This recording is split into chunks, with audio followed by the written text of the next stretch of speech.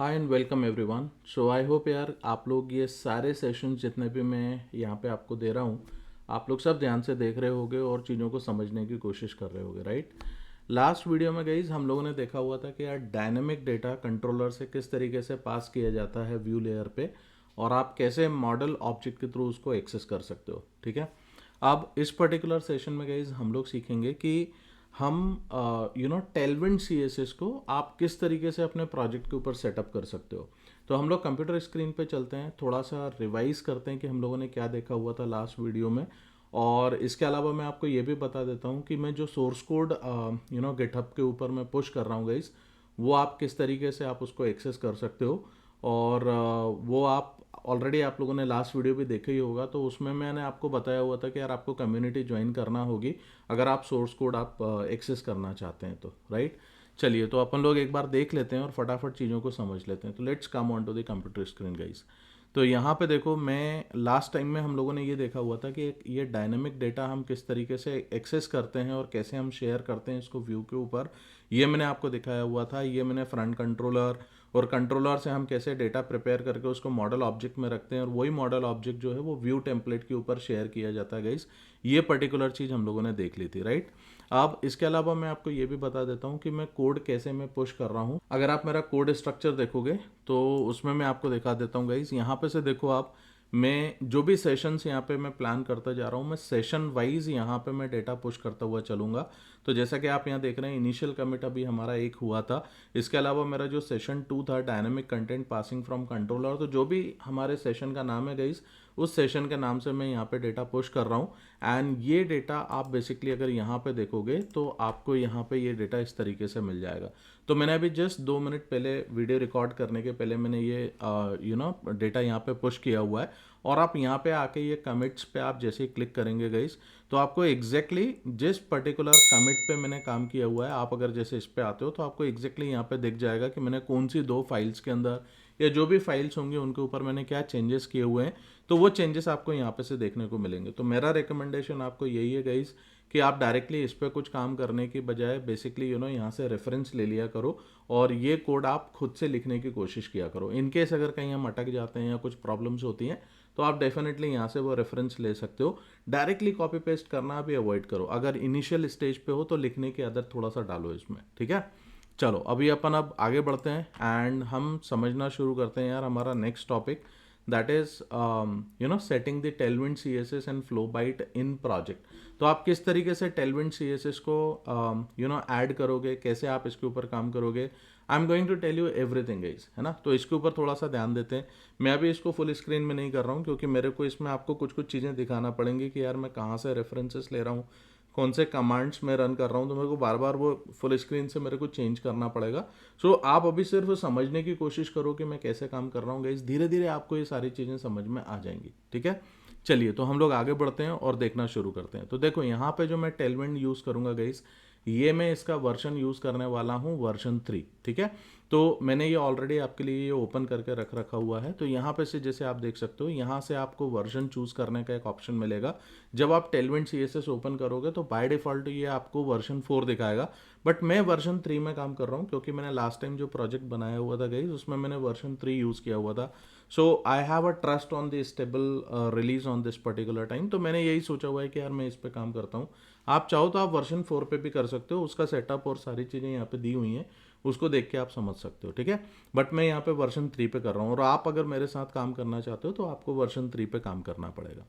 चलो, तो यहाँ पे जैसे कि आप देख सकते हो, मैंने वर्जन 3 का डॉक्यूमेंटेशन यहाँ पे से ओपन करके रख रखा हुआ है। अब आप देखिए यहाँ पे बेसिकली टेलविंड को यूज़ करने के यहाँ पे अलग अलग तरीके दिए हुए हैं। जैसे ये इंस्टॉलेशन पे आप जाओगे तो टेलविंड CLI के थ्रू आप कैसे काम करोगे, CDN के थ्रू आप कैसे काम करोगे, ये सारी चीज़ें आपको यहाँ पे दी हुई हैं, राइट। तो इसको थोड़ा सा आपको पढ़ना पड़ेगा गाइस। ये डॉक्यूमेंटेशन पढ़ के हम थोड़ा समझते हैं, बट मैं एक रिकमेंडेशन आपको दे रहा हूँ, आप CDN के थ्रू काम मत करना। CDN के थ्रू बेसिकली ये बोला जाता है कि यार जब हम डेवलपमेंट स्टेज में होते हैं, चीज़ों को सिर्फ सीखने के पर्पज से काम कर रहे हैं, तो आप CDN को यूज़ कर सकते हो। जैसे देखो, आप यहाँ पर भी अगर आप पढ़ोगे ना तो आपको पता चलेगा ये क्या लिखा हुआ है। देखो, use the play CDN to try Tailwind right in the browser without any build setup, समझ में आया? मतलब अगर आप ये प्रोडक्शन के टाइम पे जा रहे हो तो it is not a best choice, है ना? इसलिए आपको टेलविंड CLI का यूज़ करना चाहिए। टेलविंड को आप इंस्टॉल करो अपने सिस्टम के अंदर, उसकी लाइब्रेरी आपके पास में होना चाहिए and then you should work. ठीक है, चलो तो यहाँ पे से अपन स्टेप बाय स्टेप देखते हैं, चीज़ों को समझने की कोशिश करते हैं और फिर हम देखेंगे यहाँ पे कैसे काम करना है। तो देखो यहाँ पे ऑलरेडी आपको दिखाया हुआ है कि यार टेलविंड CSS को हमें किस तरीके से इंस्टॉल करना पड़ेगा। तो यहाँ पे आप पढ़ सकते हैं, install Tailwind CSS via npm and create your tailwind config.js file. अच्छा, npm के लिए आपको ये ध्यान रखना पड़ेगा गाइज कि आपकी मशीन के अंदर नोड इंस्टॉल होना चाहिए। अगर आपकी मशीन में नोड इंस्टॉल नहीं है then in this particular case it will be giving you the error, है ना? तो मेक श्योर करो कि आप सबसे पहले नोड जेएस को आप इसमें इंस्टॉल कर लो, जो भी लेटेस्ट वर्जन होता है आप उसके साथ जा सकते हो, राइट? तो मेरे पास में ऑलरेडी नोड इंस्टॉल है, तो मैं उस पर्टिकुलर स्टेप को मैं स्किप कर रहा हूँ अभी, और मैं ये अज्यूम कर रहा हूँ कि आप भी पहले नोड को इंस्टॉल कर लोगे अपनी मशीन पे, फिर अपन इस पर आगे काम करेंगे। तो यहाँ से देखिए, सबसे पहले आपको क्या करना पड़ेगा यार, हमारे को एक ये npm install d tailwind css करके ये यूज़ करना पड़ेगा। बट इसके पहले भी एक छोटी सी स्टेप है गाइस जो ये इन लोगों ने मिस किया हुआ है, वो मैं तुम लोगों को बता देता हूँ, फिर उसके बाद अपन आगे बढ़ेंगे। ठीक है, देखो तो वो जो स्टेप है ना, सबसे पहले आपको क्या करना पड़ेगा, आप एक npm init करके एक ये कमांड होता है, npm ti नहीं guys, this is npm init। देखो ये छोटे छोटे मिस्टेक्स होती हैं यार टाइपिंग में, तो ठीक है मैंने यहाँ पे इसको करेक्ट कर लिया और मैं आपको यहाँ पे दिखा रहा हूँ। तो ये npm init y करके जब मैं इसको करूँगा तो ये क्या करेगा, आपके प्रोजेक्ट के अंदर एक package.json नाम से एक फाइल क्रिएट कर देगा, और उस package.json के अंदर हम लोग बेसिकली ये टाइप मॉड्यूल को सेट करेंगे। ये टाइप मॉड्यूल क्यों सेट किया जाता है, देखो यहाँ पे क्या होता है कि जब मैं टेलविंड को यूज़ करूँगा तो बहुत सारी इसकी क्लासेस होंगे गाइज, और बहुत सारी चीज़ें होंगी जिनको हमें इंपोर्ट करना पड़ता है। तो बेसिकली जब जावा स्क्रिप्ट के साथ हम काम करते हैं तो इसमें दो अप्रोचेस होती हैं, एक होता है एक इंपोर्ट करना, और एक होगा आपके पास में जो आप नोड के तरीके से आप काम करोगे ताकि आप उसको बेसिकली एग्जीक्यूट कर पाओ। मतलब एक दूसरा एक और तरीका होता है उसका, दो चीज़ें हैं वो अपन बाद में इसमें देख लेंगे। बट जब आप अगर इंपोर्ट करके काम करना चाहते हो गाइस तो आपको ये टाइप मॉड्यूल आपको सेट करना पड़ेगा package.json के अंदर। तो देखिए यहाँ पे सबसे पहले क्या काम करेंगे हम लोग, हम एक काम करते हैं, हम चलते हैं सबसे पहले अपना टर्मिनल स्क्रीन के ऊपर, ठीक है? और टर्मिनल पे यहाँ पे आने के बाद ठीक है, मैं यहाँ पे आने के बाद एक कमांड चलाता हूँ npm init y। अब ये जो npm init y चलाया हुआ है, देखो जब ये एग्जीक्यूट होगा तो आपको समझ में आएगा ये क्या करेगा। यहाँ पे जैसा कि आप देख सकते हैं गाइस, इसने ये package.json नाम से आपके पास में एक फाइल क्रिएट कर दी, राइट? अब हम इसको ओपन कर लेते हैं, और package.json के अंदर यहाँ पे मेरे को टाइप मेंशन करना है, टाइप मैं टाइप ले लूँगा मॉड्यूल, ठीक है? ये मॉड्यूल टाइप मेरे को लेना है, ताकि इससे क्या होगा कि जब हम आगे दूसरी देखो मैं आपको समझा ही देता हूँ यार, it should not be very difficult part, आपको ऐसे दिमाग लगाने की ज़रूरत नहीं, मैं यहाँ पे दिखाता हूँ। देखो यहाँ पे क्या हो रहा है, जब आप बेसिकली एक input.css करेंगे तो ये सारी चीज़ें हमारी इंपोर्ट होती हैं, तो हमारे को ये इंपोर्ट वाले पैकेज के ऊपर चलना है या इंपोर्ट वाली चीज़ के ऊपर चलना है। तो इन सब चीज़ों को करने के लिए गाइस हमारे को वो मॉड्यूल टाइप होना ज़रूरी होता है, ठीक है? चलो अभी अपन आगे बढ़ते हैं, धीरे धीरे चीज़ों को सीखना शुरू करते हैं, आपको समझ में सब कुछ आ जाएगा। आप बस थोड़ा सा ध्यान रखो, देखो मैं क्या कर रहा हूँ, and slowly you will be getting everything. यहाँ पे मैंने हर एक चीज़ का गाइज यहाँ पे देखो स्टेप्स मैंने प्रॉपरली लिख के रख रखी हैं। ये नोट्स भी मैं आपसे शेयर करूँगा। अगेन आपको कम्युनिटी ज्वाइन करना पड़ेगी इसके लिए, तो एक बार आप कम्युनिटी ज्वाइन कर लेते हो तो ये सारे notes and source code and everything you will be getting, है ना? चलो अब यहाँ पे से देखो मेरे को क्या करना है, सबसे पहले मेरे को इंस्टॉल करना है ये टेलविंड CSS। तो इसका कमांड अगर आप देखेंगे तो ये कमांड आपको यहाँ पर भी दिया हुआ है, तो यही आप एज इट इज़ इसको कॉपी कर लीजिए। ऐसा नहीं कि आपको कुछ याद रखने की ज़रूरत है गाइज सेटअप करने के लिए। सेटअप के लिए बेसिकली जैसी चीज़ें दी हैं आपको एज इट इज़ उसको यूज़ करना आना चाहिए, दैट्स इट। चलो तो यहाँ पे हम आ जाते हैं, और यहाँ पे मैं इसको पेस्ट करके एंटर कर देता हूँ। So you can see guys ये क्या करेगा, ये टेलविंड CSS मेरे इसमें एक नोड मॉड्यूल लेके आएगा, और वहाँ पे ये टेलविंड CSS इसमें ऐड कर देगा। तो आप यहाँ पे जैसा कि देख सकते हो इसने ये नोड मॉड्यूल ऐड किया, और इसमें इसने टेलविंड CSS डाला हुआ है। और इवन आप अगर package.json में देखोगे तो package.json में भी हमारे पास में एक डिपेंडेंसी ऐड हो गई है टेलविंड CSS की, ठीक है? इसको बंद कर देते हैं। नेक्स्ट हम लोग चलते हैं, यहाँ पे मेरे को npx tailwind css init ये कमांड भी मेरे को रन करना पड़ेगा। So I just come over here and run this particular command. ये देखो, एंड इवन जब मैं ये पुश करूँगा गाइस तो ये सारा कोड आपको रिपोजिटरी में भी मिलेगा। So don't worry about anything, आप एज इट इज़ चीज़ों को समझो। देखो अब देखो इसने क्या करा ना कि जैसे ही मैंने ये npx tailwind css init किया हुआ है, इसने मेरे लिए एक tailwind.config.js नाम की एक फ़ाइल बना दी। ये फाइल है। अब हमें इसमें क्या करना पड़ता है कि इसमें ऑलरेडी इनने कुछ एक कॉन्फ़िगरेशन देके रखा हुआ है। मेरे को थोड़ा सा कॉन्फ़िगरेशन यहाँ पे अपने हिसाब से कस्टमाइज़ करना होता है। अब वो क्या कॉन्फ़िगरेशन कस्टमाइज़ करना है वो भी मैं आपको यहाँ पे समझाता हूँ। देखो यहाँ पे क्या लिखा हुआ है गाइस, इसने लिखा हुआ है डिफ़ॉल्ट में एक्सपोर्ट डिफ़ॉल्ट, ये वाला इंपोर्ट एक्सपोर्ट का जो कंसेप्ट होता है गाइस उसके लिए वो मॉड्यूल मेरे को ऐड करना पड़ेगा, इसलिए मैंने वो लास्ट वाला स्टेप किया हुआ था। अब आप जैसा कि यहाँ पे देख सकते हैं, यहाँ पे ये बोल रहा है कि यार आपके जितने भी HTML एंड CSS से रिलेटेड फाइल्स होंगी वो किस लोकेशन पे होगी, वो आप लोकेशन यहाँ पे मेंशन कर दो। इवन इसके बाद आप अगर चाहो तो आप इसमें थीम भी ऐड कर सकते हो। वो थीम का भी मैं आपको बताता हूँ कैसे क्या होगा, उस तरीके से अपन काम करेंगे। मैं एक काम करता हूँ, मैंने ऑलरेडी ये वाला कोड यहाँ पे लिख के रखा हुआ है। मैं सेम यही कोड कॉपी कर रहा हूँ गाइस, एंड कॉपी करने के बाद में ये कोड अपन यहाँ पे इसको यूज़ कर लेते हैं। ठीक है, मैं एक काम करता हूँ, यहाँ पे मैं डाल देता हूँ, एक बार अपन देख लें। एक्सपोर्ट डिफ़ॉल्ट है, कंटेंट के अंदर src main resources HTML CSS मैंने डाल दिया है, थीम मैंने एक्सटेंड, एंड यहाँ पे देखो मैंने एक डार्क मोड सिलेक्टर लिखा हुआ है क्योंकि हम light mode and dark mode का सपोर्ट इसमें लेके आएंगे गाइस, इसलिए हमारे को ये चाहिए पड़ता है। ये मैंने यहाँ पे से हटा दिया है। ये पर्टिकुलर कोड देखिए आपके लिए अवेलेबल हो गया। ठीक है, तो सेटअप के लिए आपको ये चीज़ करना पड़ेगी। अब ये जो SRC मेन रिसोर्सेस, ये मैं क्या बता रहा हूँ मैं आपको एक बार समझा देता हूँ। देखो यहाँ से क्या होगा, SRC मेन रिसोर्सेस, और रिसोर्सेस के अंदर हमारे पास में JS की फाइल्स होगी या CSS की फाइल्स होंगी, HTML फाइल्स होंगी, वो सब यहाँ से ये पड़ेगा। तब जाके ये जो हमारा कॉन्फ़िगरेशन सेट होगा ना, ये इसको एक लोकेशन चाहिए पड़ती है, पाथ चाहिए पड़ता है, जिसके हिसाब से ये इन HTML की फाइल्स के ऊपर CSS की जो भी हम क्लासेस यूज़ करेंगे टेलविंड की, वो तभी जाके उसको समझ में आएगा कि ये कहाँ रखा हुआ है। एक तो ये हो गया। चलिए अब अपन आगे बढ़ते हैं और आगे बढ़ के अगली चीज़ को अपन समझ लेते हैं कि हम इसको कैसे करेंगे। And don't worry about the dark mode के सर, ये डार्क मोड में अभी इनिशियली एकदम से हो जाएगा क्या, सब धीरे धीरे बताऊंगा, अपने आप तुमको धीरे से सारी चीज़ें समझ में आ जाएंगी।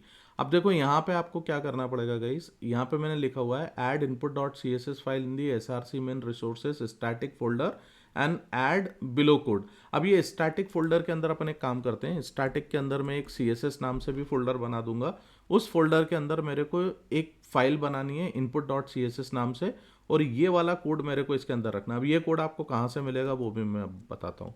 तो यहाँ पे से देखो, सबसे पहले अपन रिसोर्सेस स्टैटिक के अंदर हम एक फ़ोल्डर बना लेते हैं गाइस, हम एक फ़ोल्डर बना लेते हैं CSS नाम से।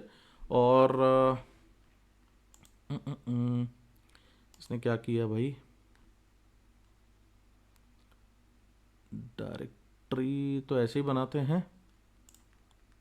Okay, let me check this thing कि यार इसने डायरेक्टरी प्रॉपर तरीके से बनाया है कि नहीं, अदरवाइज़ वो फिर प्रॉब्लम क्रिएट कर देगा।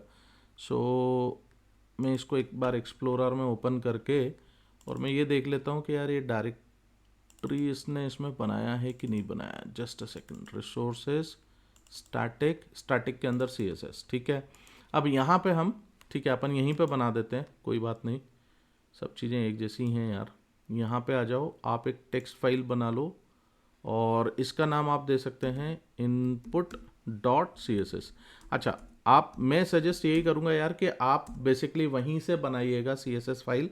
मैंने यहाँ पे बना दिया है। ठीक है, मेरे पास में मल्टीपल तरीके होते हैं यार काम करने का, कोई इशू नहीं है।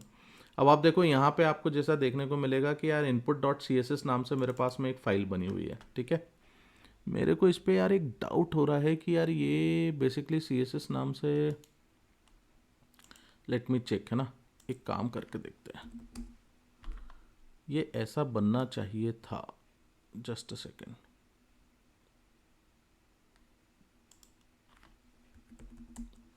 हाँ करेक्ट, ये .css इधर कैसे बन गया आई डोंट नो। चलो एक काम करते हैं, इसको रीफैक्टर करके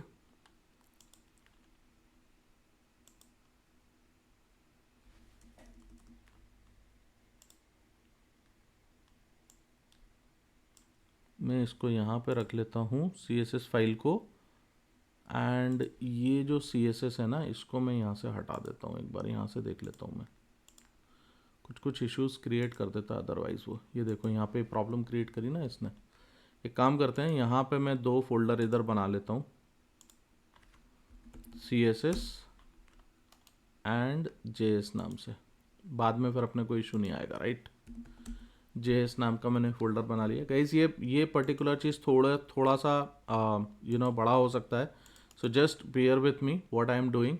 मल्टीपल थिंग्स यहाँ पे ऐसे होंगी, है ना। चलो यहाँ पे अपन इसको input.css नाम दे देते हैं। अब आप देखिए ये आपका input.css नाम से ये फाइल बन गई। इस फाइल के अंदर यहाँ पे गाइस आपको क्या करना पड़ेगा, यहाँ आ जाते हैं, और ये अगर आप जैसे देखोगे ये वाला जो कोड है ना, ये कोड आपको वो input.css नाम की फाइल में डालना पड़ेगा। चलो तो यहाँ आके मैंने ये input.css कर दिया। अब देखो इससे क्या होगा बेसिकली कि इसके पास में जितना CSS से रिलेटेड कोड है, इसने क्या किया हुआ है कि वो सारी चीज़ों को इसने input.css नाम के फाइल के अंदर इंपोर्ट कर लिया। जैसे यहाँ लिखा हुआ ना @tailwind बेस कंपोनेंट यूटिलिटीज, तो ये सारी क्लासेस हैं गाइज जिनके अंदर, या फाइल्स हैं जिनके अंदर बहुत सारा कोड लिखा हुआ है, और वो उसने एक जगह पे इंपोर्ट कर दिया। अब आपको क्या करना पड़ेगा, बेसिकली आपको एक कमांड चलानी है जिसके थ्रू जब कभी भी आप आपकी एप्लीकेशन के अंदर HTML में टेलविंड की क्लासेस जब आप यूज़ करोगे, राइट, तो वो टेलविंड की क्लासेस ऑटोमेटिकली हमारी कन्वर्ट हो जाएगी CSS के अंदर। अब वो कैसे कन्वर्ट होगी, उसके लिए बेसिकली हमारे को ये लोकेशन को एक बार बताना पड़ेगा, और हमें ये बताना पड़ता है कि यार ये जो input.css है, तुम इसके करस्पॉन्डिंग एक output.css नाम की फाइल जनरेट कर दो, और हम हमारी एप्लीकेशन को वॉच मोड में रन करते हैं। तो जैसे ही कभी भी मैं कोई भी चेंजेस करता हूँ अपनी एप्लीकेशन के अंदर, तो वो सारे चेंजेस जो हैं वो output.css के अंदर मेरे को विजिबल हो जाते हैं। देखो ये मैं आपको दिखाता हूँ, बहुत इंटरेस्टिंग सी चीज़ है यार। अब जैसा कि आप यहाँ पे देख सकते हो, start the Tailwind CLI build process, तो यहाँ पे एक ये कमांड दिया हुआ है। इस कमांड को मैं कॉपी कर लेता हूँ, फिर मैं आपको बताता हूँ कैसे काम करना है। और ये कमांड आप याद रखिएगा गाइस, कहीं पे भी आप इसको स्टोर करके रख सकते हो, क्योंकि ये बार बार अपने को ज़रूरत पड़ेगी इसमें, है ना। चलो तो यहाँ आके मैं क्या कर रहा हूँ, देखो मैंने यहाँ पे सबसे पहले मैं ये कमांड वहाँ से लेके आया, मैंने इधर कॉपी किया। अब तुम एक चीज़ बताओ कि तुम्हारी जो एप्लीकेशन है इसमें input.css किस लोकेशन पे है? Can you tell me this particular thing. देखो SRC के अंदर मेन है ना, मेन के अंदर रिसोर्सेस है, रिसोर्सेस के अंदर स्टैटिक है, इसके अंदर CSS है, ऐसे ही है। अब मेरे को इसी लोकेशन पे बेसिकली ये output.css भी बनाना है, तो हम क्या करेंगे, अगेन मेन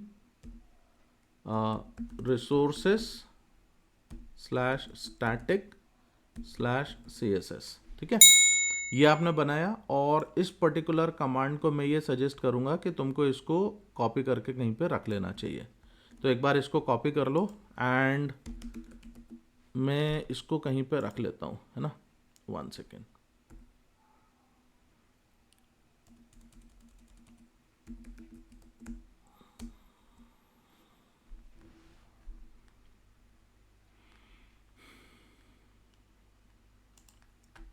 चलो ये कमांड मैंने यहाँ पे रख ली है ना। जब कभी भी ज़रूरत पड़ेगी इस कमांड को हम यहाँ से कॉपी करके एक बार वापस से रन कर लेंगे। तो यहाँ पे इतना करने के बाद देखो गाइस, एक बार आप इसको रन कर दो। अब जैसे ही आप रन करोगे, आप यहाँ पे देखना ये output.css नाम से एक फाइल बनाएगा, राइट।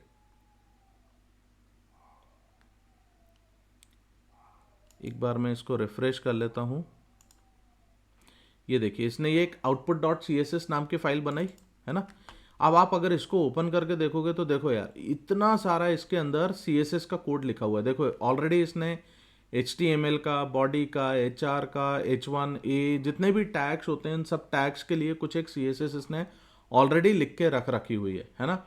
अब मैं इतना डिटेल के अंदर नहीं जा रहा हूँ कि यार इन सब चीज़ों का क्या मतलब होता है। मैंने एक ऑलरेडी एक कोर्स बना के रखा हुआ है only for HTML and CSS। अगर आप देखना चाहो तो आप देख सकते हो, उसका लिंक भी मैं आपको डिस्क्रिप्शन में दे दूंगा, आप वहाँ से जाके देख लेना एक बार, ठीक है।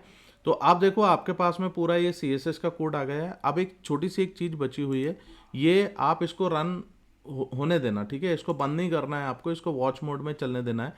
जब कभी भी आप यहाँ पे कोई भी चेंजेस करेंगे ना गाइस, तो वो चेंजेस आपको उधर विजिबल होंगे।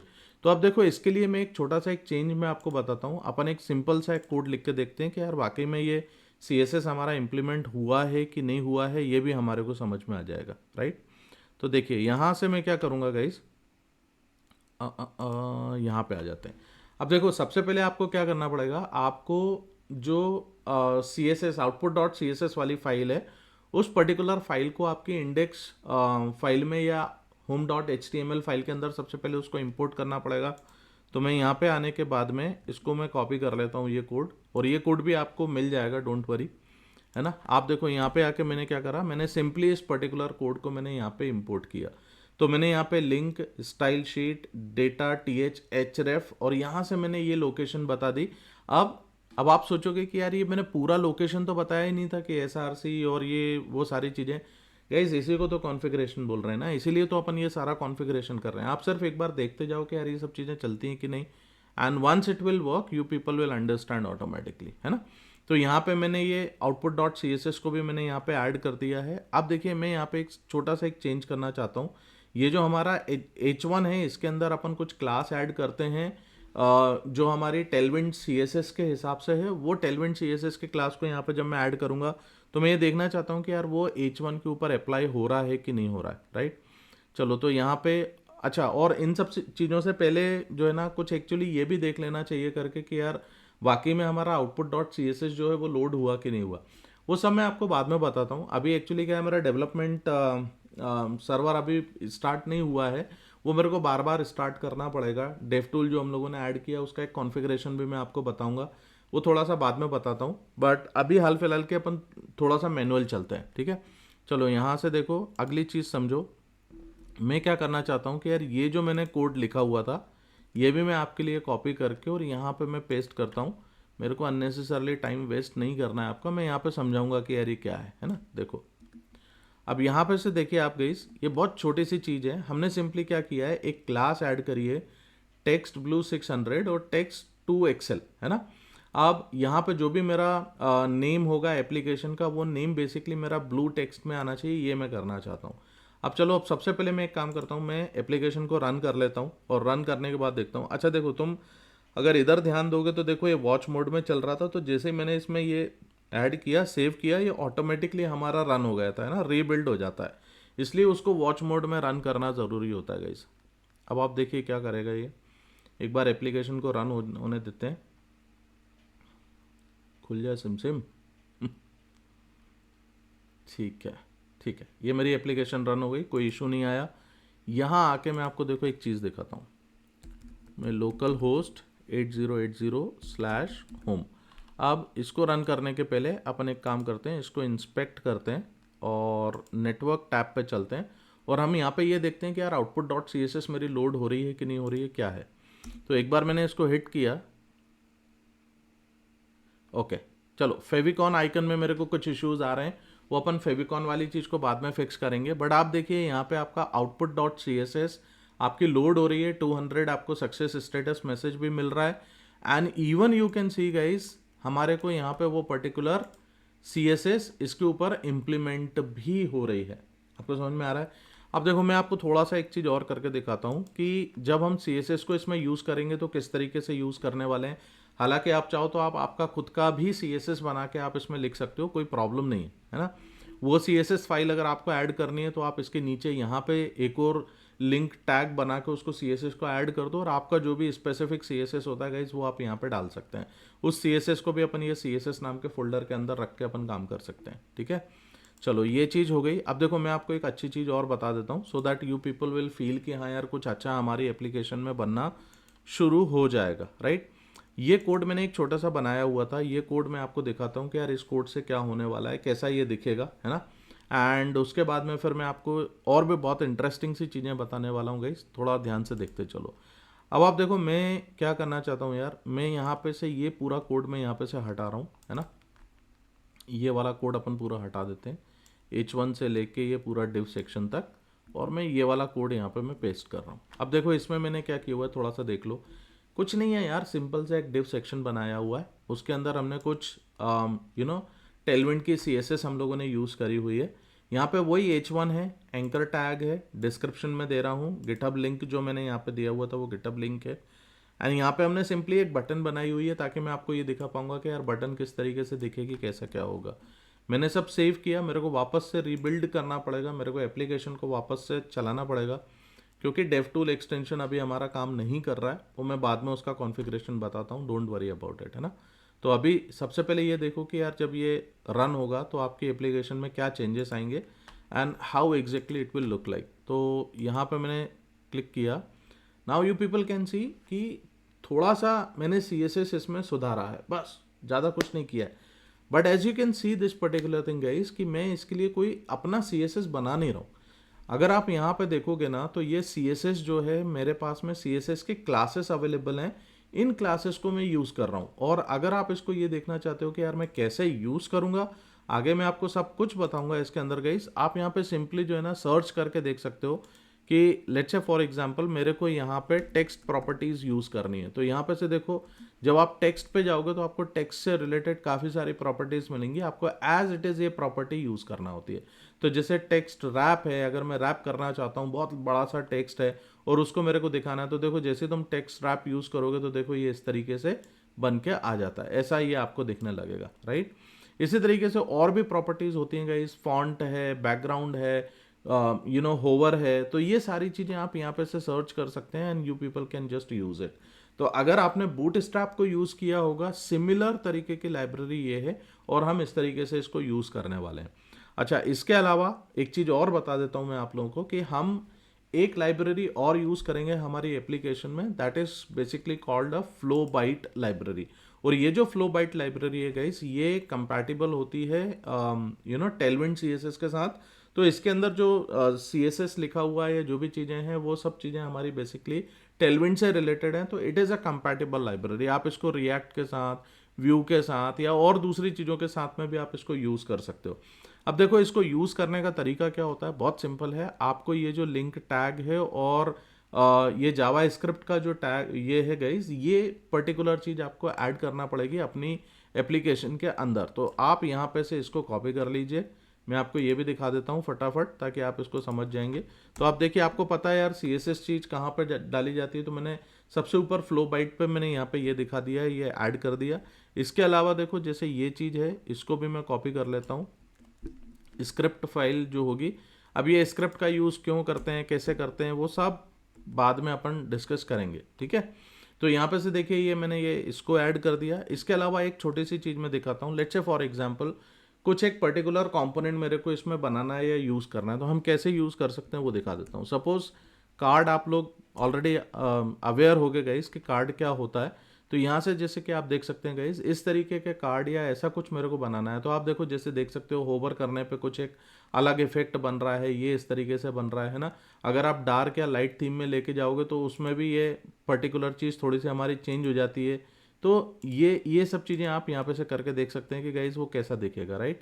अब उसके लिए ये कोड आपको ऑलरेडी दिया हुआ है, आप यहाँ से चाहें तो आप ये कोड आप यहाँ से कॉपी कर सकते हैं। एंड इस कोड को आपको कैसे यूज़ करना पड़ेगा वो मैं आपको यहाँ पे दिखा देता हूँ। तो लेट्स से फॉर एग्जांपल कहाँ पे बता दूँ मैं आपको, यहाँ पे रख के दिखा देता हूँ, ठीक है। ये कोड अपन यहाँ पे रख लेते हैं। अब देखते हैं यार ये कार्ड किस तरीके से बनेगा, कैसा आएगा, तो एक थोड़ा सा समझ में आ जाएगा। देखो एक बार इसको मैं रन करता हूँ एंड रन करने के बाद आपको समझ में आएगी कि यार चीज़ें कैसी दिखने वाली हैं। आई होप यार चीज़ें अच्छी लग रही होंगी। और अगर ये सब चीज़ें अच्छी लगती हैं तो फटाफट लाइक किया करो यार, इतनी चीज़ें सोचना नहीं चाहिए आपको। इतना बढ़िया प्रोजेक्ट मैं आप लोगों के लिए बना रहा हूँ, काम कर रहे हैं अपन लोग साथ में, तो इतना तो सपोर्ट बनता है यार आप लोगों का, राइट। चलो आ जाओ। अब आप जैसा कि यहाँ पे देख सकते हो गाइस, ये देखो ये कार्ड इसने एक प्रॉपर तरीके का कार्ड मेरे को बना के दे दिया है ना। अभी मैं सिर्फ आपको ये दिखा रहा हूँ कि यार वो पर्टिकुलर CSS और वो सारी चीज़ें ऑटोमेटिकली मेरी एप्लीकेशन के ऊपर इंप्लीमेंट हो रही हैं कि नहीं। हम जैसे जैसे आगे बढ़ेंगे इन सारी चीज़ों पे हम लोग आगे काम करेंगे गाइस, और बहुत अच्छा इसको बनाएंगे पूरी एप्लीकेशन को। बट ये सेटअप, इनिशियल सेटअप करना बहुत ज़रूरी होता है गाइस, ताकि एक बार सारी चीज़ें टेस्ट होके देख ली जाएँ, समझ ली जाएँ कि यार हाँ ये प्रॉपर तरीके से काम कर रहा है। and then we can basically start working on the other parts. So I hope guys आप लोगों को ये वीडियो अच्छा लगा होगा, आप लोगों ने देखा होगा कि यार किस तरीके से हमें सेटअप करना है। आप भी इस तरीके से एप्लीकेशन पे अपना टेलविंड CSS को कॉन्फ़िगर करो जैसा मैंने स्टेप बाय स्टेप बताया है। कहीं कोई चीज़ मिस हो जाती है तो आप प्लीज़ वापस से वीडियो को रिविजिट करो, देखो और पॉज कर करके इन सारी चीज़ों को आप करके देख सकते हैं। बात रही अपने कोड के बारे में, तो मैंने आपको ऑलरेडी बताया भाई, कम्युनिटी ज्वाइन कर लो, ये कोड तुमको ऑलरेडी मिल जाएगा, ये कोड मैं पुश कर दूंगा, ठीक है। इसके ऊपर भी आप देख सकते हैं एंड काम कर सकते हैं। चलो तो अपन मिलते हैं नेक्स्ट वीडियो में गाइज। अगर ये वीडियो अच्छा लगा है तो प्लीज़ लाइक किया करो, शेयर किया करो, एंड अगर चैनल को अभी तक सब्सक्राइब नहीं किया तो please subscribe the channel also guys, ठीक है। चलो मिलते हैं नेक्स्ट वीडियो में, बाय बाय।